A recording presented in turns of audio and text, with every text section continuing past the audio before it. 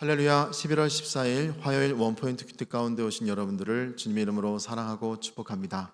오늘 하나님께서 우리에게 주신 말씀은 로마서 14장 7절에서 12절까지의 말씀입니다. 로마서 14장 7절에서 12절까지의 말씀 다 같이 한 목소리로 읽도록 하겠습니다. 우리 중에 누구든지 자기를 위하여 사는 자가 없고 자기를 위하여 죽는 자도 없도다. 우리가 살아도 주를 위하여 살고 죽어도 주를 위하여 죽나니 그러므로 사나 죽으나 우리가 주의 것이로다. 이를 위하여 그리스도께서 죽었다가 다시 살아나셨으니 곧 죽은 자와 산 자의 주가 되려 하심이라. 내가 어찌하여 내 형제를 비판하느냐? 어찌하여 내 형제를 업신 여기느냐?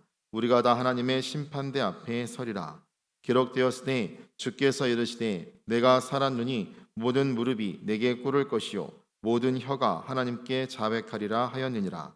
이러므로 우리 각 사람이 자기 일을 하나님께 짓고 하리라. 아멘. 이 시간 사나 죽으나 라는 제목으로 담임 목사님께서 큐티 인도해 주시겠습니다. 할렐루야. 자, 오늘 우리 11월 14일 화요일 날 로마서 14장 7절에서 12절을 묵상합니다. 이 바울은 그리스도인들이 어떻게 살아야 하느냐 하는 대목에 대해서 7절 8절에 이렇게 답을 합니다. 우리 중에 누구든지 자기를 위하여 사는 자가 없고 자기를 위하여 죽는 자도 없도다. 우리가 살아도 주를 위하여 살고 죽어도 주를 위하여 죽나니 그러므로 사나 죽으나 주의 것이로다. 우리가 하나님 떠나서 살다가 예수님의 부르심으로 성령의 이끄심을 따라 구원받은 백성이 된 이후에 이제는 자녀된 자로서의 삶만 남아있는 거예요. 근데 여러분, 우리가 의롭다함을 얻었다 했지만 바로 하나님의 뜻대로 삽니까? 그래서 이제 광야의 연단이 시작되는 겁니다.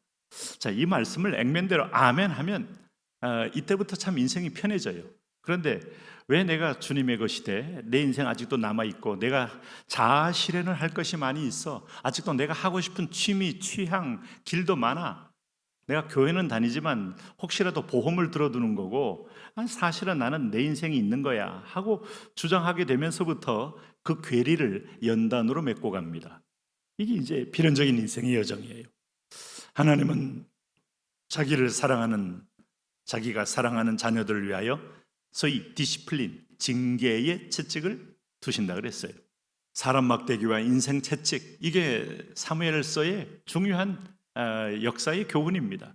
하나님의 자녀들은 그래서 사람 막대기와 인생 채찍을 안 맞으려면 알아서 순종, 알아서 이 원리를 아멘하셔야 돼요. 우리가 그건 내 것 없다는 겁니다.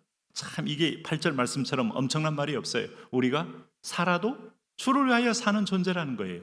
여러분, 좀 살아도 내 배를 위하여, 내 자녀를 위하여, 내 집을 하나 사기 위하여, 또 내 이름을 좀 마지막에 양명하기 위하여, 별 얘기, 별 꿈이 다 있지만 주를 위하여 이 한 그림 안에 다 들어가야 합니다.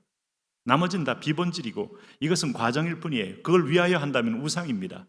자, 하나님보다 더 좋아하는 것 탐심입니다. 탐심은 우상 숭배인데 반드시 하나님이 그것을 제거합니다. 그렇기 때문에 살아도 주를 위하여 살고 죽어도 주를 위하여 죽나니 그러므로 사나 죽으나 우리가 주의 것이시로다.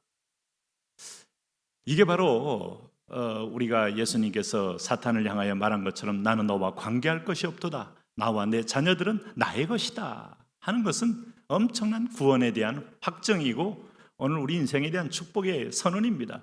근데 이걸 내가 받아들이는데 내 자아가 너무 강해요. 나의 의가 너무 강해요. 그래서 우리가 성화의 과정은 자아가 죽는 겁니다. 나의 의가 죽는 겁니다.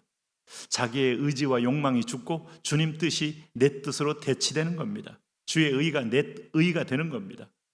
주님의 사상과 생각과 꿈과 비전이 내 꿈과 비전이 되는 겁니다. 자, 이렇게 이 본질로 훅 들어오니까 당황스럽죠? 네? 아직도 성화 과정에 있는 사람들은 나는 나고 주님은 주님이고 하는데 오늘 성경 그렇게 말하지 않습니다. 왜요? 오늘 우리는 7절 말씀 중에 누구든지 자기를 위하여 사는 자가 없고 자기를 위하여 죽는 자도 없기 때문이에요. 그래서 이것 때문에 하나님은 우리 인생을 샀다는 겁니다. 9절 보세요. 이를 위하여 그리스도께서 죽었다가 다시 살아나셨으니 곧 죽은 자와 산 자의 주가 되려 하심이라 라고 말씀하고 있어요. 여러분 어떻게 생각하십니까? 그런데 내가 마치 또 다른 주가 되어서 남을 비판합니까? 벌써 비판 속에는 하나님 자리로 내가 기어 올라갔다는 의미가 됩니다. 자, 마귀는 판단자가 됐습니다. 자, 하나님의 일은 판단할 수 없어요. 절대성입니다. 절대 거룩, 절대 완전, 절대 전능입니다. 제가 대학생 때 우리 김중호 목사님이 청년들 모아놓고 절대 헌신, 절대 충성, 절대 기도, 그 말이 가슴 속에 들어오는 순간부터 하나님을 배우게 되었어요. 그것은 한 인간에 대한 절대 복종을 요구한 게 아니었습니다. 하나님 말씀에 대한 절대 충성, 절대 헌신, 절대 복종. 근데 여러분, 하나님께 대해서 그렇게 우리가 들어간다면 우리는 정말 나는 죽고 그리스도만, 그리고 하나님의 기적과 역사가 날마다 내 걸음 앞에 펼쳐지는 광경을 보게 될 거죠.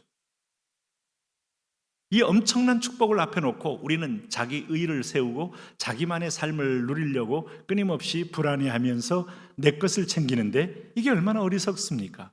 네? 그러면서 우리의 쾌감이 뭐예요? 남을 비판하면서. 여기 보세요. 10절, 내가 어찌하여 내 형제를 비판하느냐. 자, 우리는 어제 큐티를 통하여 인간의 양심에 따라서, 신앙 양심에 따라 케이스 다를 수 있다, 이런 표현들이 성경에 많다 하는 걸 말씀드렸어요. 이건 본질이 아니다. 그러므로 네가 상대방 동기를 모르는 이상 절대로 비판하면 안 된다. 비판 속에는 잘못하면 정죄가 들어가기 때문이죠. 그러므로 어찌하여 내 형제를 업신여기느냐. 우리가 다 하나님의 심판대 앞에 서리라. 진정한 하나님의 그 잣대를 들이댔을 때 과연 거기서 우리가 완전할 수 있겠습니까? 기록되었으되 주께서 이르시되 내가 살았노니 모든 무릎이 내게 꿇을 것이요 모든 혀가 하나님께 자백하리라 하였느니라. 백보자 심판이 주님이 재림하여 오실 때 1차 심판이 있습니다. 여러분, 그때 우리의 모든 행한 것들이 부지 중에 다 드러나게 되는 심판대 앞에 서는데 그 심판의 심판장이 예수 그리스도입니다. 그러므로 지금 우리가 하고 있는 비판도 심판의 대상이 되고, 오판이요 비판이요 오늘 그들을 향하여 업신여김이요, 그건 죄성입니다. 그러므로 우리는 비판은 하나님의 소관이에요. 우리는 분별만 받게 돼 있어요. 성령으로 분별, 열매로 분별, 그 다음에 모든 상황으로 분별하여 우리가 그 길을 따라갈까 따라가지 않을까를 찾고 하나님의 성령의 인도를 따라 살 수 있는 지혜를 받게 됩니다. 그럼 비판하는 사람은 누구냐 하면, 비판한 사람은 많은 것을 가진 사람, 또 정통인 사람, 또 주류인 사람, 또 많은 것을 배운 사람, 이런 사람이 비판한다고 생각하십니까? 꼭 그렇지 않아요. 교만한 사람이 비판하는 겁니다. 없어도 교만한 사람이 비판하고요, 가져도 교만한 사람이 비판하고요, 권력 정점이 있어도 겸손한 사람은 비판하지 않아요. 그러나 아무것도 없어도 교만한 사람은 끊임없이 가진 자와 권력 있는 자를 비판하게 돼 있어요. 그래서 이 비판 속에는 교만이라는 악성 바이러스가 숨어 있는 겁니다. 이거 마귀의 DNA예요. 이 DNA가 사람들을 교만하게 하는데 하나님 스스로 자기가 천상천하 유아 독존의 우주의 중심처럼 착하게 만드는 겁니다. 그런데 성경 뭐라고 말합니까? 오늘 주께서 9절에 이를 위하여 그리스도께서 죽었다가 다시 살아나셨으니 곧 죽은 자와 산 자의 주가 되려 하심이라. 너희 거 아니고 주님이 십자가에 죽으셔서 우리를 사셨다고 말합니다. 내 거 아닙니다. 자, 이제 오늘 큐티하면서 한마디를 고백해야 합니다. 바울이 훅 들어왔습니다. 진리의 본질로. 나는 내 것이 아니고 주의 것이다 라고 말씀하여야 합니다. 그러므로 12절에 우리 각 사람이 자기 일을 하나님께 직구하리라 하는 말 속에는 이제 비로소 양심과 동기에 따라 말하게 되고 하나님 그것으로 상벌을 주는 마지막 심판이 있기 때문에 사람이 사람에게 업신과 멸시와 교만의 행위들은 그것도 하나님이 혐오하는 가장 악한 판단의 심판의 대상이 된다 하는 거예요.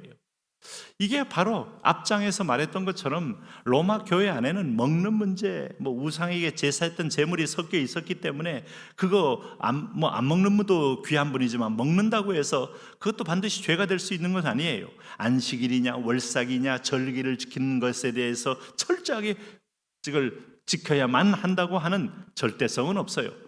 그게 다 하나님의 모형이고 형식이고 본질이 왔는데, 그림자, 실체가 왔는데 그림자를 붙들고 있으면 되겠습니까? 이미 표시판을 보고 표시 목적지가 왔는데 아직도 표시판 보고 붙들고 있으면 되겠습니까? 율법이라는 건 그런 겁니다. 그래서 상대화시킬 수 있는 거예요. 여기서 우리가 라일루 니버의 기도 소리를 한 번 더 음미해야 돼요. 네? 우리가 비본질에서는 우리가 다 다양성을 인정하고 본질에서는 일치를 갖게 하는 믿음을 그런 사랑을 주옵소서 하는 기도 말이죠. 오늘도 여러분 하나님 안에서 주님의 것으로 주님의 자녀된 특권을 누리며 담대하게 사시기를 바랍니다. 하나님, 나는 주의 것입니다. 너를 축복하는 자를 내가 축복하고 너를 저주한 자를 저주합니다. 이런 담대함을 가지고 세상을 향하여 변화의 통로가 되게 하여 주옵소서. 예수님 이름으로 기도합니다.